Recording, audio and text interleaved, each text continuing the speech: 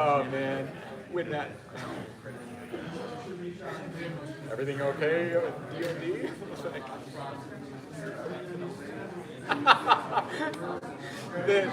The whole context of it too was just the more outrageous because it was like, dude, we talked about all of this and you gave up the whole farm at the very beginning. Yeah.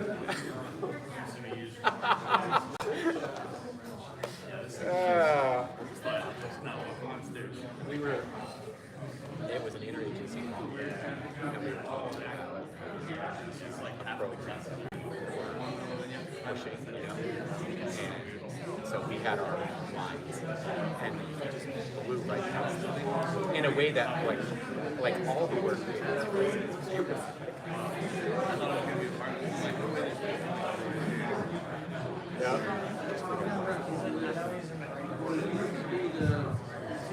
All right, we're gonna, oh, that's loud. We're gonna bring everyone to attention. Hey, thanks everybody for being here.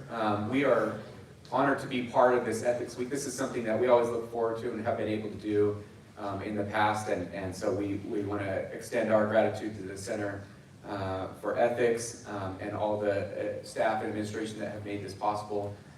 When they floated an idea with us, it was we wanted to talk about something that was future-oriented and that prompted real ethical considerations. And so what we decided to do, and just to give you an idea of the format for today, we're going to just have a discussion. Brandon's going to introduce himself in a second. I'll introduce myself. But we come from different perspectives that are examining the same kind of issue set. And so we're going to have that discussion. We will leave time toward the end for questions from the audience as well. So if you have questions, then just feel free to ask those towards the end.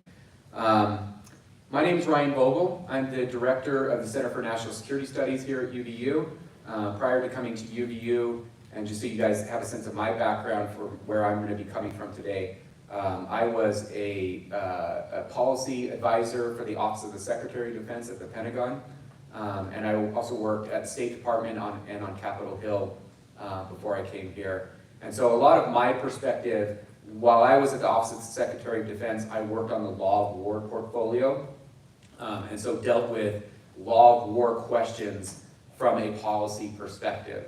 And that included everything from detention operations to use of force operations. One of the things that I was involved in earlier in my career were drone operations and the ethical and legal considerations that should be present when considering those kinds of drone autonomous weapons and semi-autonomous weapons systems operations.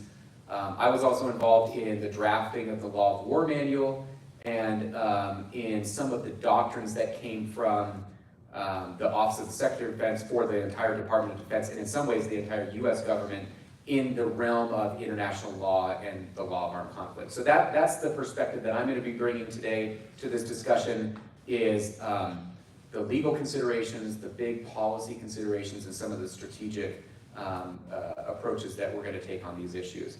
Let me throw it to Brandon to introduce himself. Yeah, okay, so my name is Brandon Amaker. I am the director of the Emerging Tech Policy Lab here at UVU.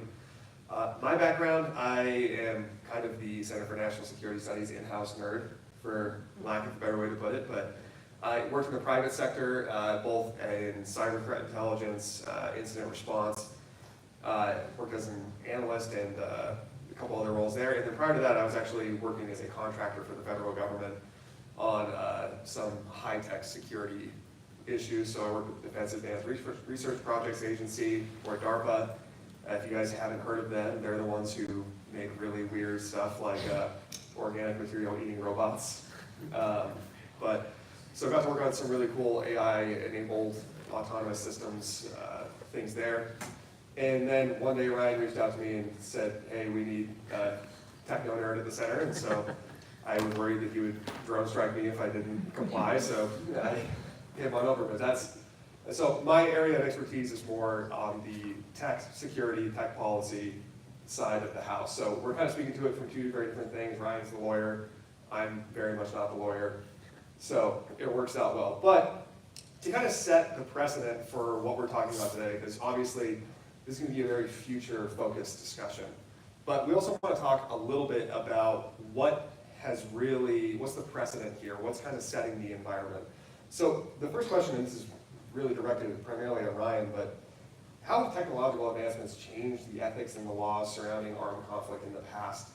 Can you give some examples of ways that that's shocked the system and how the international community and governments respond to that? Yeah, that's a great question, and it's something that we look at in the law of war class that I teach. The law is always trying to keep up with development, with technological development. So we can go way back when the longbow was developed. This was when I first started teaching. The longbow was in operation in the 1500s.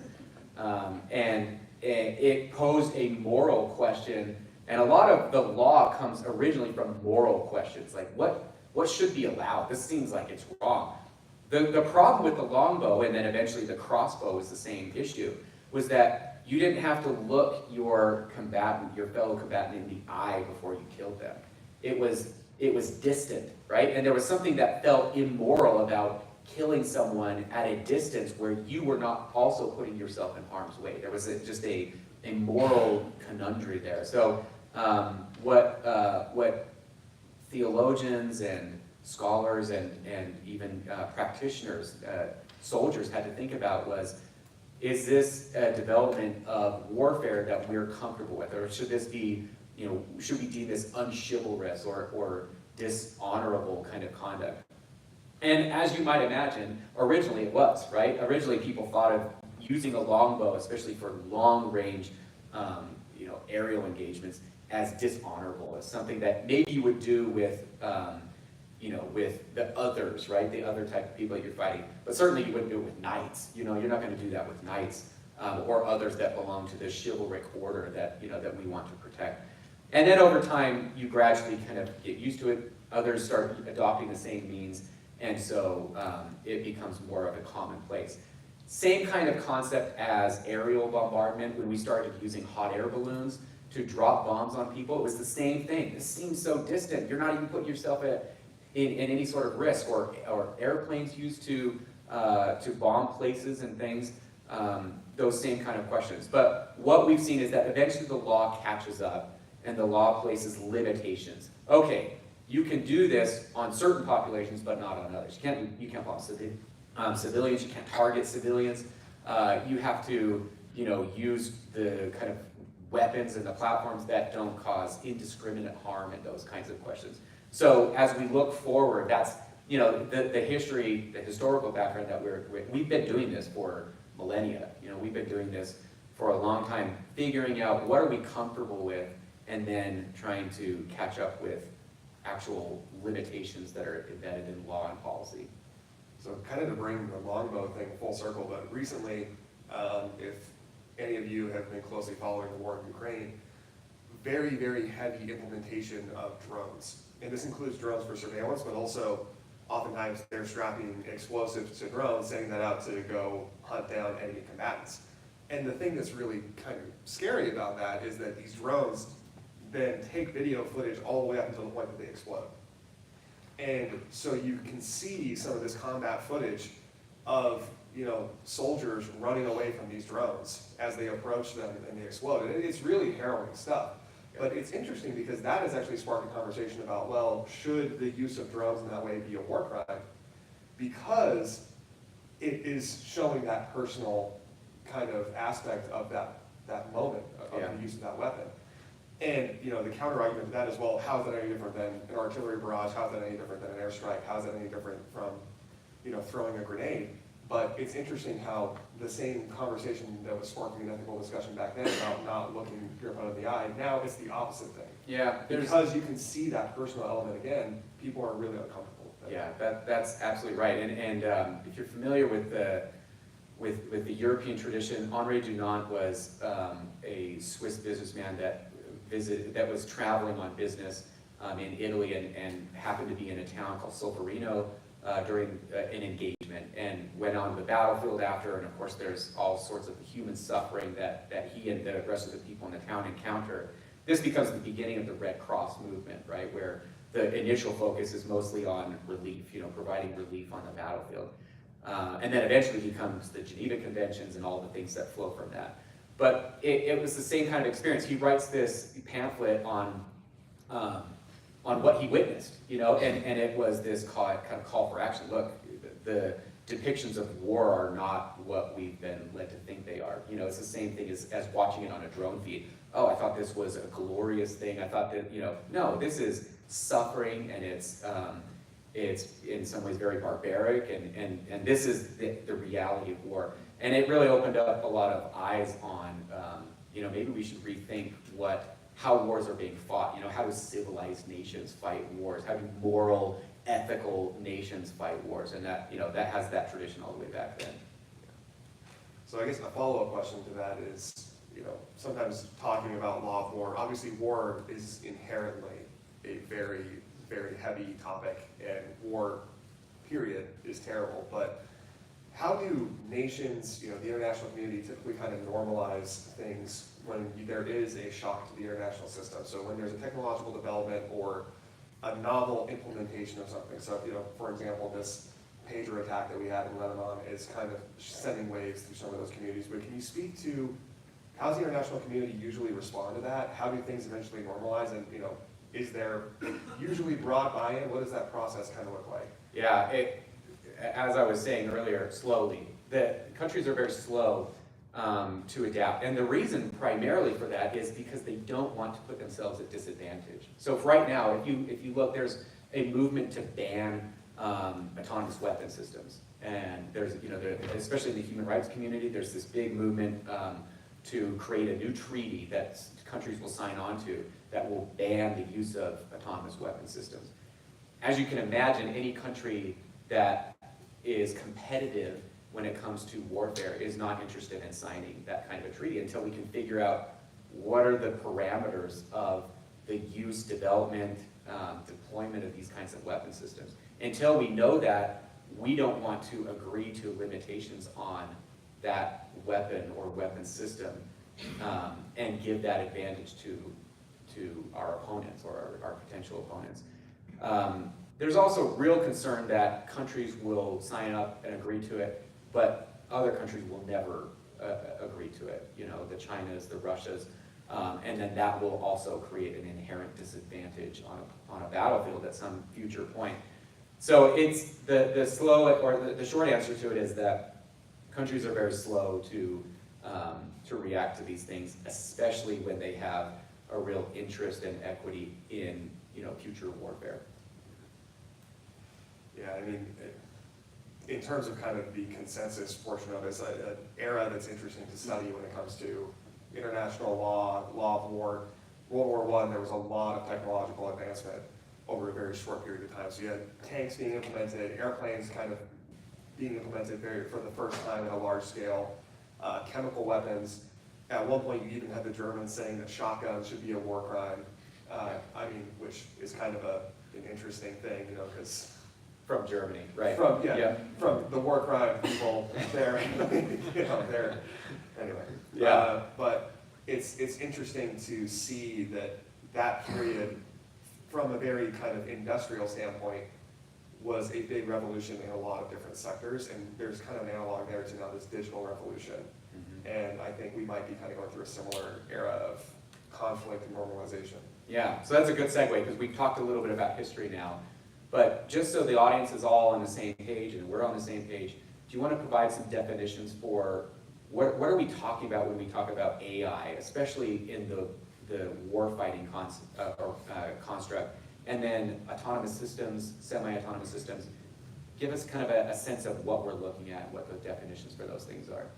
Yeah, so it's a really good question, and because artificial intelligence is kind of almost a buzzword at this point. I feel like nowadays every single company, everywhere that you look, everyone's saying, oh, we're AI enabled. Well, AI, all it really is it's a term to describe a computer system which is used to perform a task that typically would be reserved for a human intelligence. So a lot broader than most people think. As a matter of fact, there's kind of an argument that a lot of things that we're very accustomed to, Google, personal assistants, all that kind of falls under that category. But primarily when people are talking about AI in a modern sense, they're talking about machine learning, deep learning, really these systems which are able to teach themselves completely independent of human programming, right? So it's not just that they're performing a human function, they're actually learning like a person and are able to adapt to an environment like a person might. So that has a few different areas that it can be implemented in, and a few strengths to it. One is that AI systems can go through massive amounts of data and process them very, very quickly. They then can identify patterns from that data really fast and effectively, and they're good at predictive analytics. So trying to predict the future based off of historical data. Now, that has a few very useful effects in warfare. So there's a concept that was created by an Air Force, I believe he was a colonel, maybe not even a general, but John Boyd. It's called the OODA loop. And it stands for Observe, Orient, Decide, Act. And this model is essentially saying, hey, in a combat situation, whichever side can complete this loop more quickly, observing, orienting themselves with the battlefield, making decisions, and then acting, and then continuously doing that, will typically win the battle. So who can make better decisions faster? Well, from that sense, AI has a very, very obvious application because it can collect all that data, analyze it, make recommendations to a commander, and then continuously do that really, really fast. And then on top of that, it also has the capability to operate what we would call autonomous or unmanned weapon systems, meaning that we can have drones, we can have robots out on the battlefield which don't need to be piloted by a human being. And that could be, that they are able to be lethal weapon systems, or that they're just there to observe, kind of detect. But there is a possibility of this platform operating completely independent of a human being. So when we're talking about AI and autonomous weapons in kind of a geopolitical, military context, that is really the two areas that we're drilling down into. And in terms of areas of problems on the technical side, what's the big kind of scariness of these types of weapon systems compared to other things? Or do you think that's an inflated threat or challenge that we have? Yeah, so, one, just off the bat, right, we talk about kind of degrees of separation between the act of authorizing lethal force and actually taking lethal force. So we talked about, people were against the longbow because it separated me from the person that I'm trying to kill. Well, we have a potential now to not only separate it physically, but also separating the decision. And that might add such a degree of separation that, decision makers become far too comfortable authorizing something else to use lethal force, right? So that's one concern. Two is just that AI systems are not perfect, right? They mimic human intelligence, but they are not perfect analogs for human intelligence. And one of the things that they are not good at is ethical decision making. Because, despite how much we might try to rationalize our ethics, oftentimes we make ethical decisions not necessarily based off of a specific line of logic, but because something just doesn't quite feel right. And AI is incapable of doing that. It's incapable of feeling empathy, at least at this point. Who knows? Maybe there's a robot out there that's, more empathetic than I am. But on top of that, there's also technical problems, including lack of visibility into the thought processes behind these weapon systems. So in a certain sense, there's a lot of potential issues there, and it does add great capability, but you always have to kind of take into consideration both the ethical perspective, but also from a pragmatic standpoint, what level of oversight and visibility do we have into the decisions that this thing is making? I think what we wanted to talk about next was just some of the frameworks that might apply here. So, I guess I'll start this by saying there are things that we have and things that we don't have. Things that we have, the law of war will still apply to this. If we're talking about the wartime context, the law of war is still going to apply to this. So if we're making a decision on an initial use of force, whether we should use force against our rascally Canadian neighbors, right? Who they're getting a little too aggressive up there with their maple trade, and we're done with it, right? We're trying to figure out what we can do with them. That's an initial use of force question, and that's what we call a jus ad bellum issue. There's a framework for that. There's an existing framework, and whether you use autonomous systems or AI or anything as a part of that campaign for that initial use of force, it would still be governed by the same legal doctrine. So not really anything novel there that we have to come up with. Similarly, on the opposite side, once we've begun operations, we're in an armed conflict with another country or with a group, then what is called the jus in bello would apply. That's the law that governs activities, behavior, conduct during wartime. And just like the jus ad bellum, there's a structure and framework for that. We look at, for targeting decisions, we look at military necessity, whether there's a reason to strike something. We look at distinction, whether you're targeting the right thing, which is a military objective, or a combatant, vice a civilian or a civilian object. You look at proportionality, so if there are civilians that are affected or civilian property that's affected in a collateral way, that it's not excessive in relation to the military advantage anticipated, so there's a framework for that. And then lastly, humanity. There's a humanity principle where we don't use weapons or techniques, tactics, or anything else that are inhumane, right? That cause needless suffering, unnecessary suffering. And so we have a framework for that. Now, you actually prompted this question really well. What don't we have then? Well, the whole system is based on accountability, right? Someone is accountable. If someone ordered their military into a foreign country and violated the jus ad bellum, then there is a person that's responsible for that. If someone conducts an operation during a war and they kill a whole bunch of civilians, whether they were targeted or whether they were collaterally affected, then someone's responsible for that. But in the AI context or in the autonomous weapons system context, when you remove, the actor, like a human actor, then where is the accountability, right? Is it the programmer? Is it the decision maker? Is it someone at a lower level, higher level? It's confusing, and it sometimes isn't even logical. There's no logical explanation of who's responsible. That is, I think, from the law of war perspective, the greatest problem with emerging technologies, is that it takes that accountability piece out, and that is the central piece for enforcement, right? For making sure that the law is followed in the first place.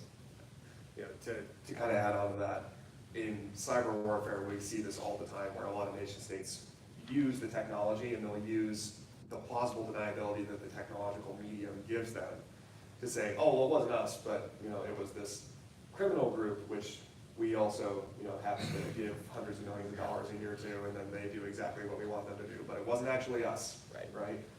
And one of the issues with AI is AI does sometimes hallucinate.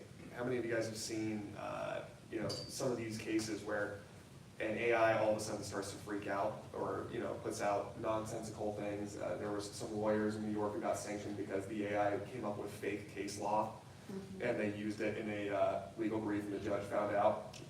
Another one was that there was an AI system that told a reporter to leave his wife because it was in love with him, or it said it was. So sometimes you get these very unexpected outputs, and if you have a scenario where you're using autonomous systems that are AI enabled, and they hallucinate, they produce an unexpected output, and there are dire consequences to that, the accountability is a little bit more difficult. Or you could potentially also have an operation where somebody does something and then they say, oh, sorry, it was a glitch in the system, to avoid accountability. Yeah. No, that is really the issue. Now, could we see norms change over the next few years? Sure. Like I said, there's a whole movement for how to make this work in the future. I think one of the mistakes that a lot of people make, not just in this context, but even if we look further back in history at some of the examples that we've given, is this interest in just banning things right off the bat. Well, I think human history has shown that if something is going to be effective and useful, it's going to be used, right? So what I think we have to look at is responsible use. And I think the most responsible use, and this is where, frankly, the Department of Defense, the US Department of Defense has landed, is that there has to be some human oversight, right? Someone still is accountable. They call it, in the loop, on the loop, that there's some human being that you can say, this went wrong and you were responsible for it and you are accountable for it. And that also encourages the right kinds of actions before an attack, in the planning stages and things like that. That I think is right. Now, the question I would ask to you then is it possible for a weapon or a machine, robot, or whatever, to make ethical decisions without humans in the loop? Like, are we lawyers thinking about this wrong? And actually, maybe robots can do this better than we can, and more ethically. Oof. So, Yeah, exactly. To answer your question with another question, it depends on how you define ethical. And that's not just me trying to avoid the question. But really, it does come down It's to... very Billy Madison, by the way. Oh, yeah, exactly. Thank you. Yeah, that's where I get a lot of my public speaking advice. But it does come down to, when we're talking about ethical, we're trying to apply a framework to it. Are there certain scenarios where maybe there's an argument there that having a system be completely autonomous would be, beneficial? Just to steel man that, because I know that a lot of you are probably looking at me like, okay, Brandon, go ahead and unleash Skynet, you freaking psychopath. But to kind of steel man that, imagine that there is a situation where the US government does a study, they're doing extensive testing on an autonomous weapon system with a human operator versus a fully autonomous system, and then a hybrid. And it comes out that the fully autonomous system is making the best decisions, is limiting collateral damage, is limiting civilian casualties at a rate which far exceeds the human operated or human overseen operations. Well, now that kind of brings up an interesting question, right? Because then, in a certain way, by not using the autonomous choice, we are increasing the level of human suffering and civilian suffering. And the kind of follow-up argument for that is that the US already uses some semi-autonomous munitions, right? Meaning that we launch a missile and we're not guiding that missile all the way to its target. Once we launch it, the missile guides itself. And the use of those weapons have been shown to minimize collateral damage in combat.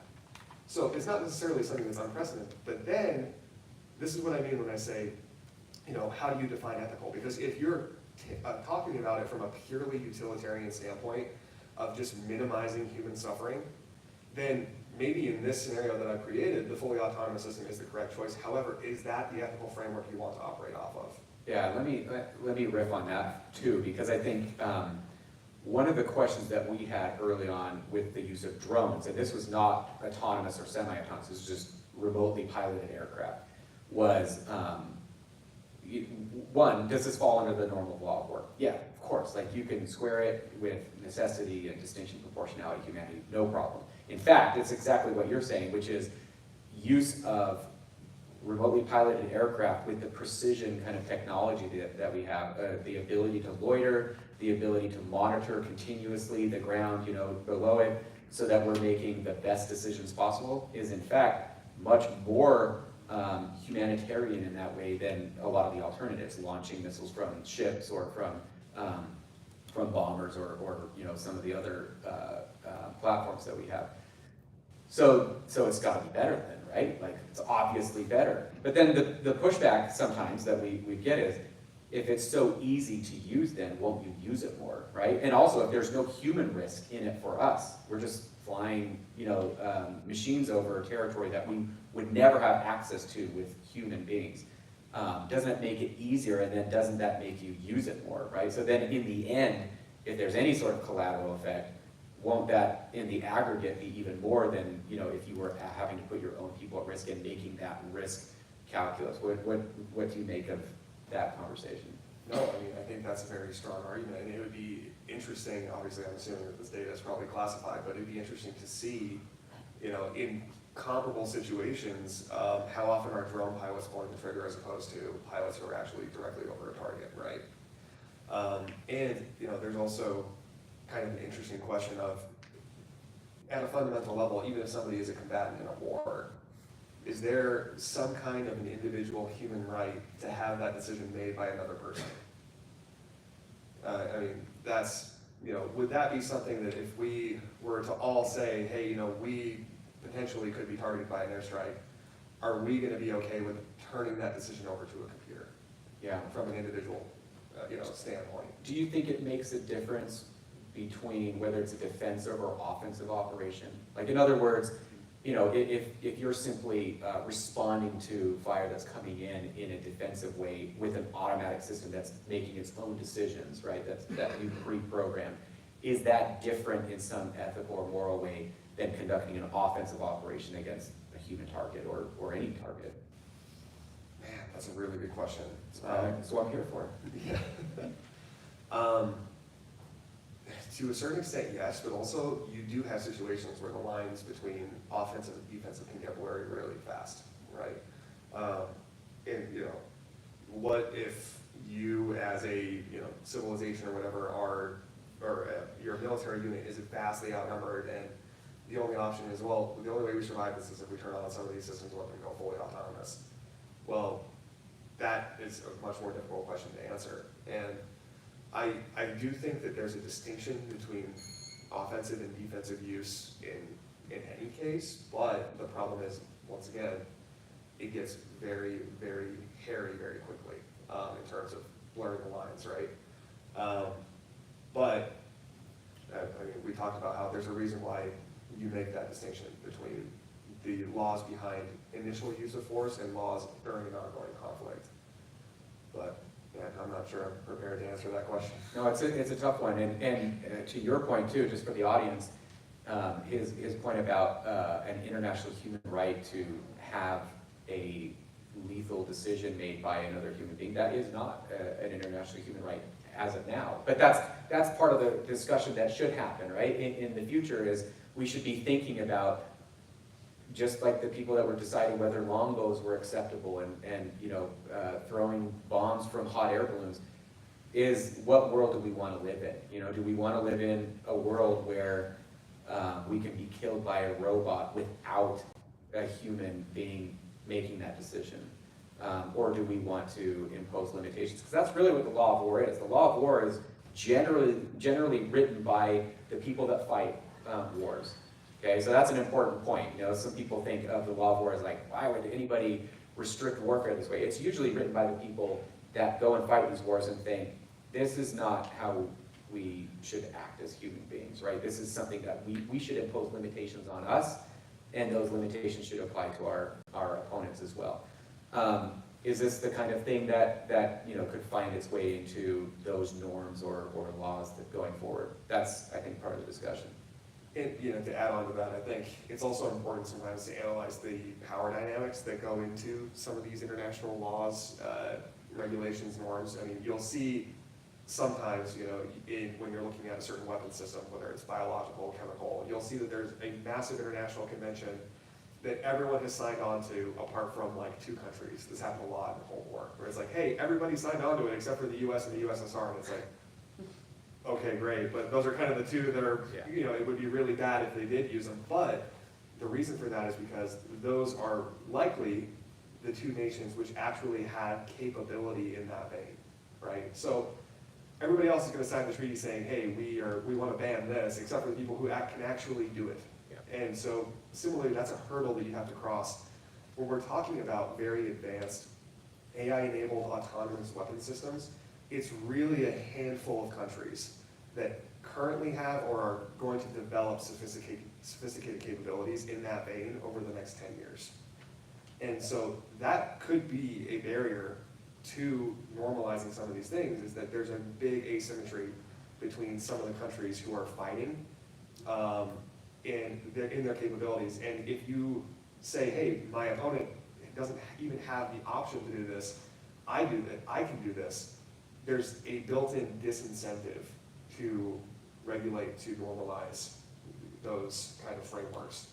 Yeah, that's right. And just for the audience too, I think it's important to note the muddiness of this issue in the context that we were talking about earlier, which is that there may come a point, I don't think we're there yet, but there may come a point where machines can make better decisions than human beings. With human beings, you've always got problems with, sleep deprivation, emotion, you've got, and emotion can go both ways, right? Because it can provide mercy, but can also provide, the opposite. And you've got just kind of human intelligence limitations that are not always going to be there with machines. So there may come a time, I'm kind of reminded of the parallel, and tell me if you think this is a good parallel, but someone was looking in the future and saying at some point, self-guiding cars or self-driving cars might be so much more safe that insurance companies will just raise the rates on, you're having a human being drive this car, well, then you're gonna have to pay extra for that. And only the ultra rich will drive their cars, right? Because it's just deemed unsafe to the point where you're not insurable. Does that same concept come over to warfare, where at some point we think, human beings fighting warfare, that's barbaric, that's crazy, that you would have humans making those decisions when obviously machines can make better decisions. Again, we're not there right now, but could we be in the future? Does that parallel work there? Well, and something else, another human factor that added to that is bias, right? Where you talk about humans have bias, and therefore, sometimes even in kinetic situations, that bias does bleed over. But something that a lot of people don't realize is that autonomous systems, AI platforms, AI programs can have bias as well. And that can either be something that's seeped in through the creators, or it can come from how they were trained. So an example of this, you can have a quote unquote unbiased AI system that the actual underlying model is not biased hypothetically, but it will be biased depending on what data you train it on. So an example of this at MIT a while back, they took 2 image recognition AIs and they were the exact same program. So nuts and bolts exactly the same. They showed one of them a very benign Windows image repository, and then they showed the other one a bunch of images from reddit.com. And then they had it look at a bunch of Rorschach tests, those ink blots that you see in movies that they say, oh, look at this and identify it. They try to see if you're a psycho. I guess I don't know much about that. But they showed it to these bots, and it would one of the normal, what they call the normal AI with the Windows, was trained on the Windows library, would look at it and say, oh, it's a bird sitting on top of a branch. The Reddit AI, what they call Norman, the psychopath AI, would see, oh, this is a person getting electrocuted to death. This is a person being shot in front of their screaming wife and all this stuff.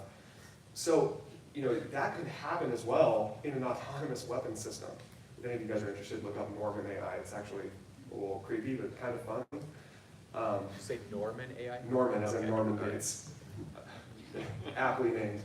But that same thing, that same data set bias could bleed into an AI platform. So you could train an AI system for a particular use case or a particular combat scenario, and then say you train it in Southeast Asia and then you put it into a counterinsurgency operation in the Middle East. It could make some major mistakes because it was trained on a data set which is not a good parallel for where it's actually being applied. So that's another factor to be aware of, is that bias can actually bleed into these systems. That's great.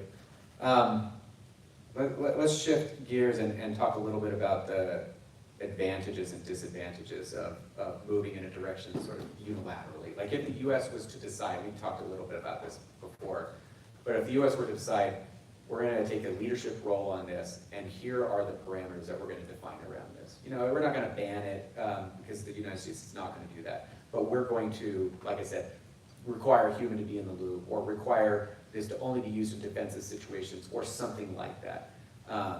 Would that put you, knowing the technology in this area, would that put the U.S. at an inherent disadvantage against some of our opponents that would not adopt these same kind of standards? It absolutely could. And the reason why I say that is because it already is in a different area.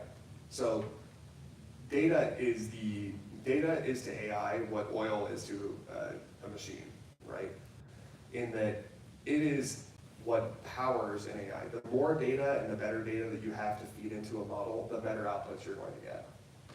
Now, I could tell you about several meetings I've been in with high-powered individuals in the US expressing frustration about how much easier China has it when it comes to AI because they don't have, and I'm almost direct quoting, those damn privacy laws, right? Because everyone's data is out there in the public, it's very easy to access. There's really not a enshrined right to privacy in China, and they have such a big population that they can just mine that data ad nauseum. In the US, it's a lot more difficult. You actually have to get somebody's permission, well, at least most of the time. You're supposed to get somebody's permission to use their data. And so we're a lot more limited in what we have to train those models. So similar, that's kind of something that we're seeing right now. And that's more in a commercial sense with the advent of AI and also from a data science intelligence sense. But very similar things could happen in the kinetic application, right? Granted, I'm not saying that it would, but I'm saying that it could, right? But those seem almost more related to current standards, right? So that's just inherent in our legal system and approach to rule of law. If we impose these additional restrictions that would probably not interfere or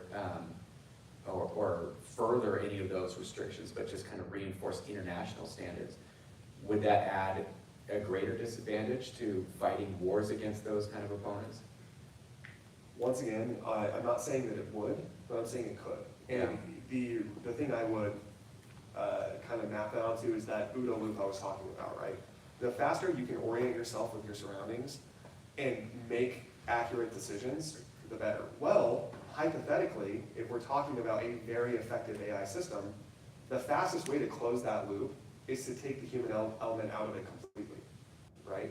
If you don't have to wait for a human to read whatever summary the AI is spitting out and then click yes or no, then that closes faster. So hypothetically, yes, that could create an asymmetric advantage if one side says, hey, you're authorized to go, execute upon whatever you think is the best thing to do, versus, hey, we're gonna add a step which then creates latency to the system. So once again, that's contingent on the fact that the AI is making the right decisions and that it is powerful enough to supersede the human commander in a certain sense. But that is a possibility. Should we turn to the crowd? Yeah, let's do it. I want to turn the time over to the audience. If you guys have questions related to some of the things that we've been talking about or things that we haven't covered yet. Please take your turn. Don't rush for the mic. We got someone in the back. Good job being the first question. That's always the hardest one. You're welcome. So this might be a bit dumb, but I had a bit of a question as you're talking about AI being the driving force in a war.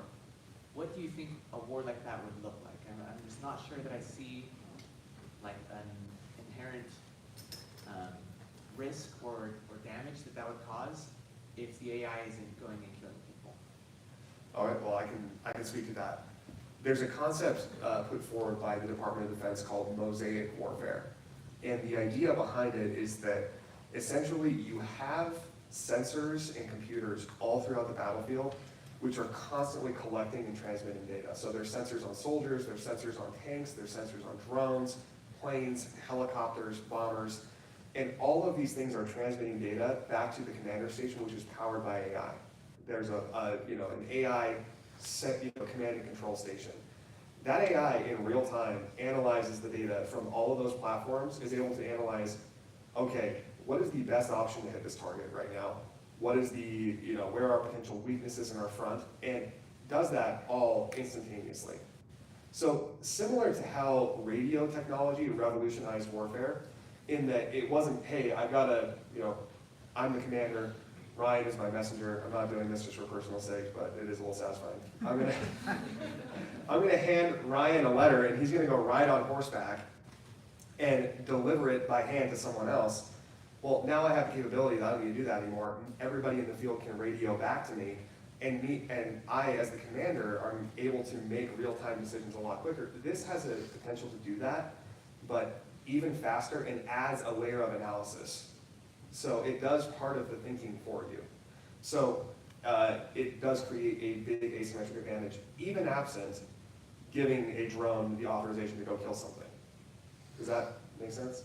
Yeah, maybe like a bit in the future, you were talking about how there's the possibility that we would ethically remove the people from the situation because the AI would be more capable. Yeah. And so in that kind of situation, then like maybe it is still killing people, but I was wondering if there was another version that would remove people from both sides and then just have like damage, but not really death. So that's a really good question. And it's possible, but it's all a very hypothetical situation, right? Where, okay, we have two very sophisticated nations who both have fully autonomous weapon systems going head to head, right? So there's no or minimal human combatants on the battlefield. You have drones shooting drones and robots shooting robots. It's absolutely possible, but then the question is, what happens when one side runs out of robots? Is that when the conflict ends? Or all of a sudden, do we move to a more conventional, where all of a sudden, now it's robots versus the people again?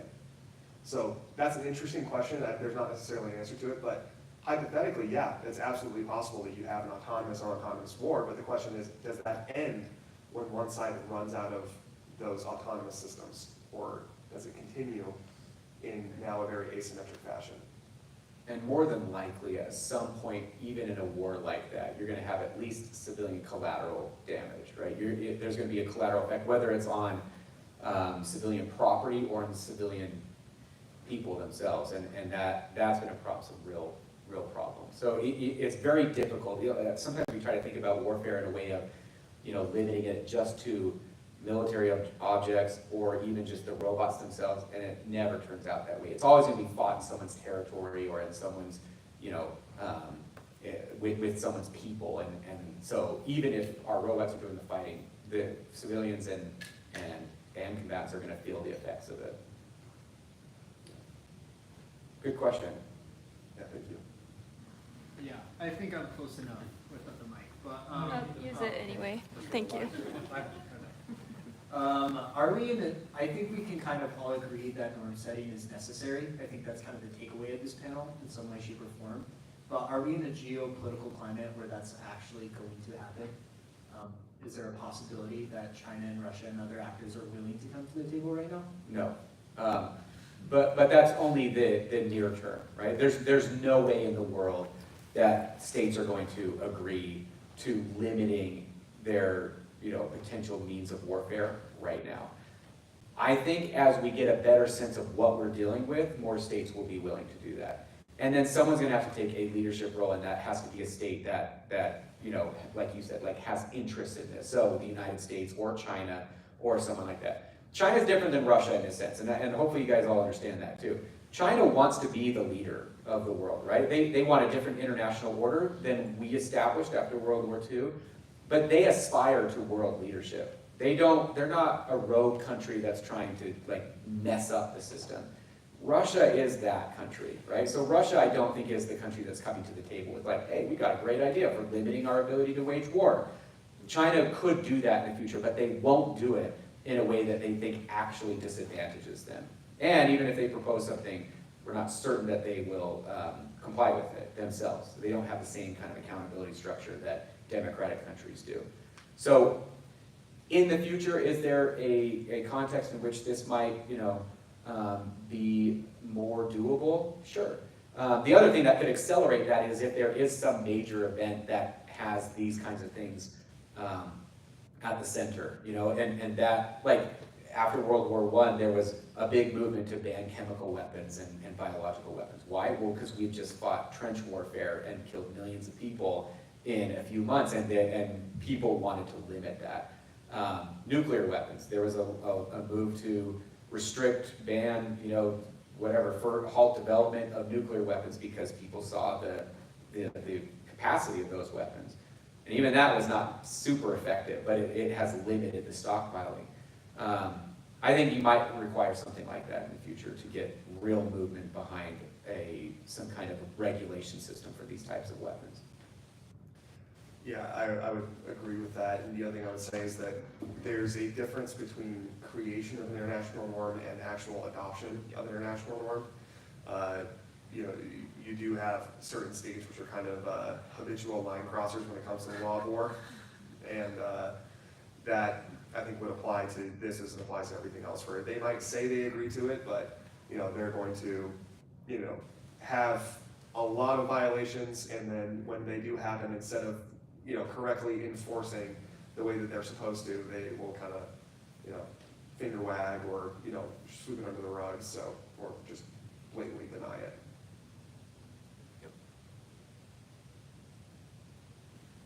I need at least one good law of war question from my law of war students, so just no pressure, but someone figure that out.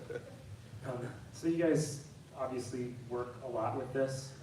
Throughout this talk and kind of on my own time, I'm very interested in warfare, as is my brother. But I keep coming to a place of this kind of existential dread of we're just kind of locked into this feedback loop of building the biggest, baddest weapon, and as AI gets into the game, that cycle can continue to get faster and faster and faster. And I kind of get to the point of like, well, maybe in 100 years we'll just all be dead and it will be scorched earth. So, like, in your field of work, do you feel like there's compelling arguments that kind of help you not feel like the world's just going to end in a bomb? I am not often in the position of making people feel better, but I think I can do it, actually. I think I can do it, because usually that's not the opportunity that I'm given. Here's something that you might take solace in. We've developed really bad weapons over the last 100 years, like, planet-ending weapons, and have not used them, right? We've had them in our stockpiles, we've had the capacity to use them, we've had the enemies that we wanted to use them against, and we've not done it. In some way, the scarier the weapon, the less likely they are to be used, because everyone knows the consequences of it. And so, that's not that comforting, but it's a little comforting, that we know, like, our opponents know this, we know this. If you use something, we'll use it too. And that has kept big powers from using their worst weapons against each other for the last 70, 80 years. Hopefully that holds true with, the weapons that we're looking at today. So, Do you want to be the bad news person, or I you? can. No, Yeah, the thing I'll add on to it, I'll make you feel better and then I'll make you feel worse. How about that? We'll do a good news, bad news situation. The good news is that, one, Ryan is completely right, and two, the entire field of economics is based on the idea, and I'm stealing from what Greg said in the last panel, but that people are rational and self-interested. And similarly, nation states are typically rational and self-interested. That does not necessarily mean that they're good. Rational doesn't mean good, but it does mean that if they can see that there's a consequence on the other end of an action which will result in their destruction, that's usually a good enough deterrent. Now, the counter-argument to that, right, is that, you have these, North Korea is a great example. North Korea, I don't think anybody would say that North Korea is stable. However, the situation in terms of the geopolitical balance with North Korea has kind of been the same for a long time. And so in that sense, North Korea itself is not a stable entity, but the situation there is somewhat stable because they know if they escalate too much, bad things are going to happen. We know if we escalate too much, bad things are going to happen. Nobody's going to do this. You reach this state of equilibrium. Now, here's the part where I'll make you feel worse. Technology does have a unique ability to upset that equilibrium. And the most dangerous thing, like when we talk about nuclear non-proliferation, for example, the thing that most people are concerned about is not necessarily us in Russia or us in China getting into a nuclear exchange. It's, hey, some terrorist organization got a hold of a nuke, or hey, Kim Jong-un dies and somebody even crazier got in and they don't care anymore, and they have the sole power to launch a nuclear weapon. The concern with that is that AI is not easy to control the spread of as a nuclear weapon would be in a physical sense, right? You can monitor where these nuclear devices are, they're very difficult to develop, but a very sophisticated AI program, like the underlying model, it takes up maybe 1 terabyte of a hard drive. So if you got a very sophisticated, dangerous AI platform that was designed to do very bad things, it's going to be a lot harder to control the spread of that than it would be with a conventional weapon. So, made you feel better, made you feel worse. Yeah, I have to add to the badness too. So, damn it, I didn't want to go that straight, but We're restoring the default settings here. right. The other risk there on that same path is that a North Korea and Iran, you know, and Venezuela, they usually will have a little bit more limited capacity, you know, to pose an existential threat or a global threat. So you're mostly worried about, you know, the big actors. Now, technology does kind of narrow that a little bit, that gap. But the bigger concern, at least in my eyes, is a country like Russia being led by an irrational, unstable, not even self-interested actor. And I think that given the actions of the Ukraine war, we have to at least be suspicious of Putin's ability to be a rational, stable, self-interested actor. Almost all the decisions made over the last 2-3 years have put that into question. So that when a Russia, a China, a US falls into the hands of a leader, especially detached from accountability, that has the capacity to do much more harm, that's when I think we should all be really, really concerned. Yeah, and it's just, you know, people generally are rational and self-interested. There are exceptions to that rule. Yeah. So if you have a system, you know, typically a totalitarian system, where you have a single point of failure, it's a lot more likely that that fails than a system where we have checks and balances and it's, hey, we would need to get, you know, at least 25 super unrational people to all make a bad choice at the same time, as opposed to, hey, this one guy has all the power. And if, you know, he gets a little kooky, things are gonna fly off the rails really fast.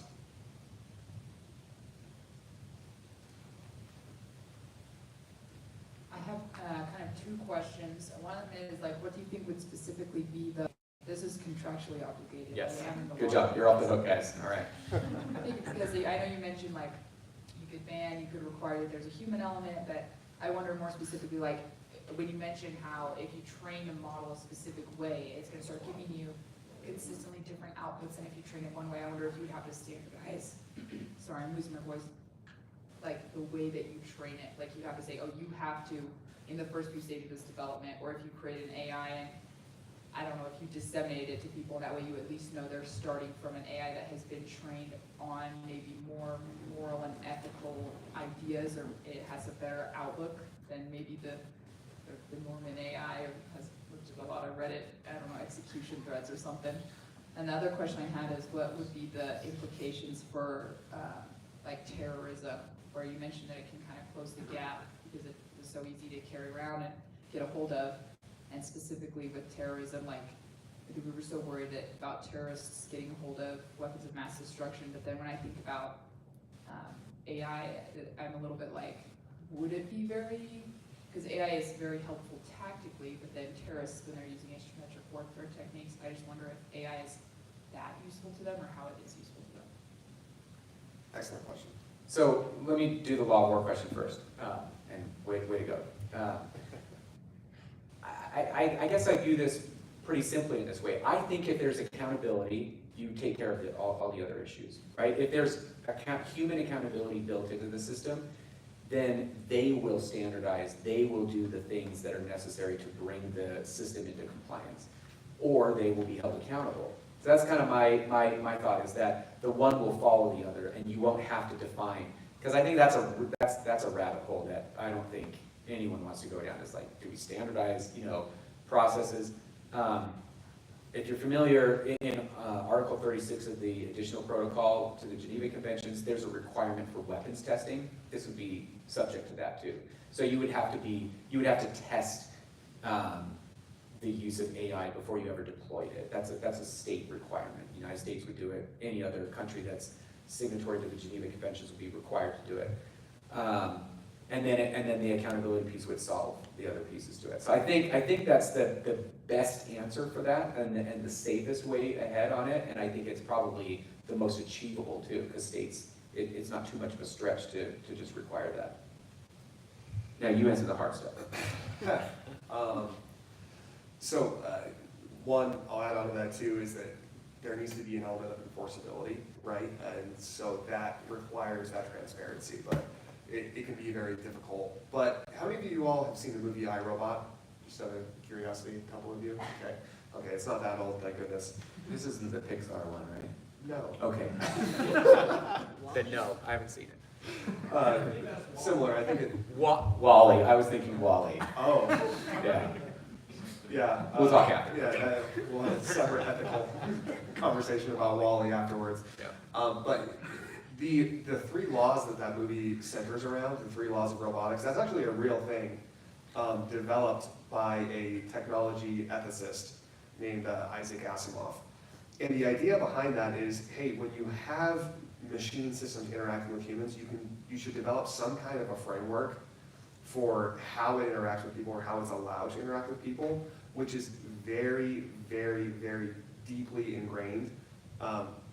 From a computer standpoint, like it's low in the programming. Meaning it's one of the foundational things that you build the rest of the model on top of. So that could be something that you could implement international laws saying, hey, deep within these programs, you have to install these laws, these norms for it to operate off of, and it has to be pretty foundational to the model. Because if you install it too high up, well then it'll find a way to, circumvent things, and that still might happen. But that could be one kind of more specific element to incorporate. Remind me the second part of your question again? Just the implications with like terrorism. 'Cause to Oh, me, I'm yeah. kind of like, is it that threatening? Because would they have a great use for it? So when I think of terrorists using asymmetric techniques, I'm like, what's the compatibility? Really good question. It might not be as threatening in the sense of, hey, a terrorist organization is going to develop a $20 million drone that they're going to use. But the real threat with terrorism is that it can lower the barriers to entry for other weapon systems. So right now on the dark web, you can find, I'm not telling you to go find this, please don't, but you can find versions of some of these large language models like ChatGPT that have all of the security controls stripped out of them. And what that means is if you ask that ChatGPT, one of these dark web GPTs, hey, teach me how to make a bomb. Teach me how to make nerve gas. Teach me how to create a cyber weapon to go after this type of thing. It'll do it. And so it might not be a big concern in terms of, they're going to develop, Al-Qaeda is going to have a sophisticated, Optimus Prime robot that's going to kill everybody.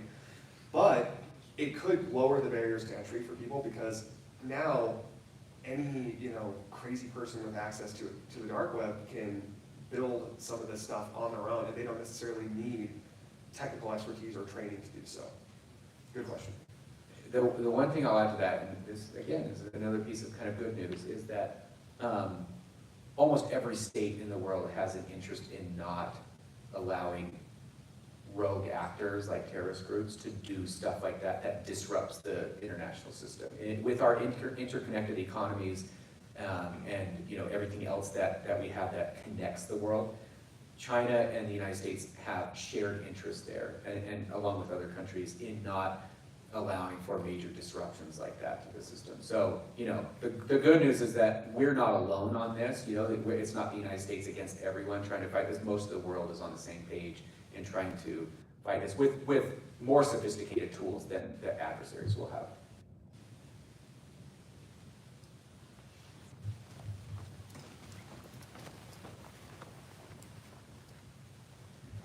So just to add to this idea of terrorism and the use of AI as a threat, there is something to be said about AI isolation. There are social media sites where the user is the only human being you interact with.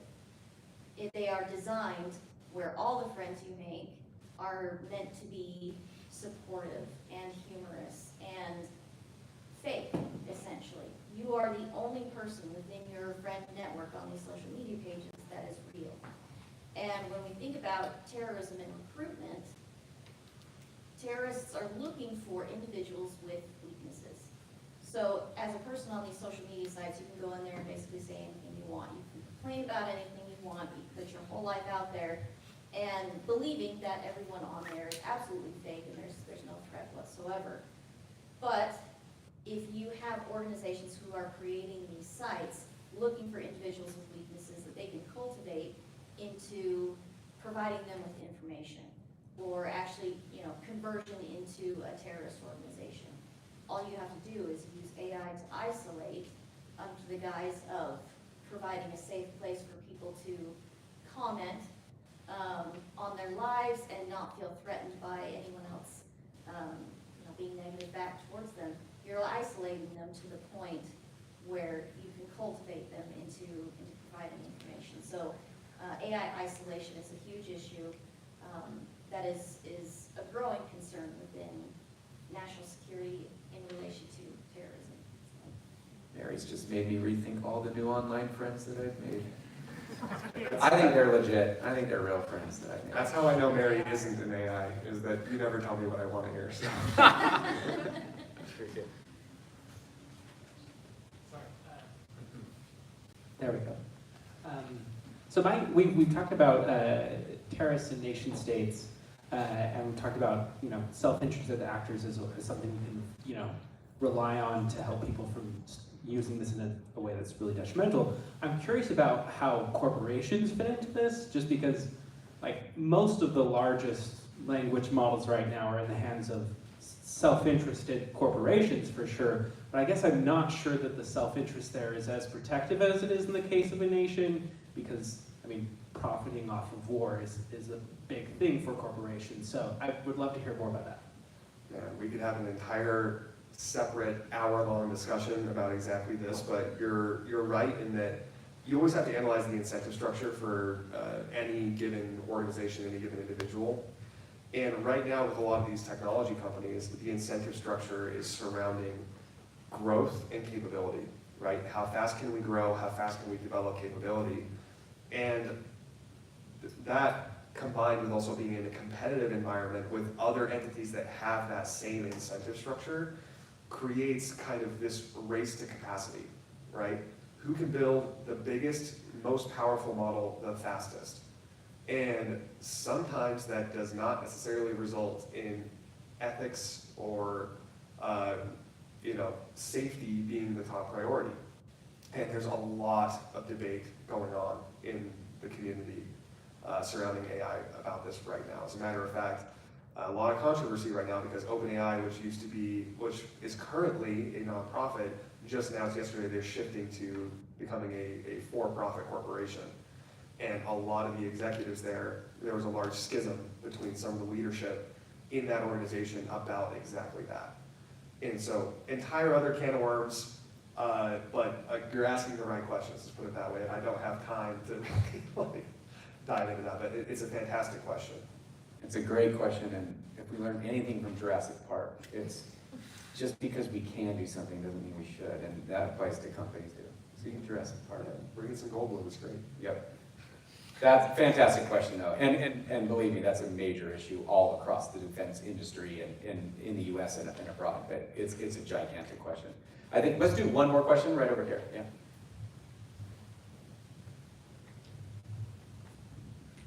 Okay, so I think a lot about the artistic and social movements that happened after the Second World War, where people were we're taking this too far, and we kind of saw that deflation in the decades afterwards. Could we see that with AI, where maybe it reaches a point where it works too good in a tactical sense, where it's almost too good, you know what I mean? It's working beyond what was expected. Could we see that kind of deflation in times after that? Yeah, so I suppose if I can, I want to make sure I'm understanding your question correctly, but are you saying almost comparable to what post-nuclear weapon where there's this reaction to it? Okay. Yeah. Yeah, 100% we could. 100% we could. And you could see that, one thing that is unique about AI is that it permeates every single industry and every single aspect of society. So some of the historical kind of comparisons that we made today are apt, but I also think that maybe they're a little bit more limited than AI is going to be, because AI is going to touch everything. It's probably more comparable to the advent of the internet than it is to anything with physical weapons. But yeah, I mean, it has the potential to change absolutely everything from defense to interpersonal interaction, education. We're grappling with how to adjust to it right now. So yeah, whenever something that transformational happens, and there's such a large amount of change in a society over a short period of time, there's always going to be reactionary movements to it. And things which just, we can't really foresee. I mean, we're still trying to figure out what social media is doing to people.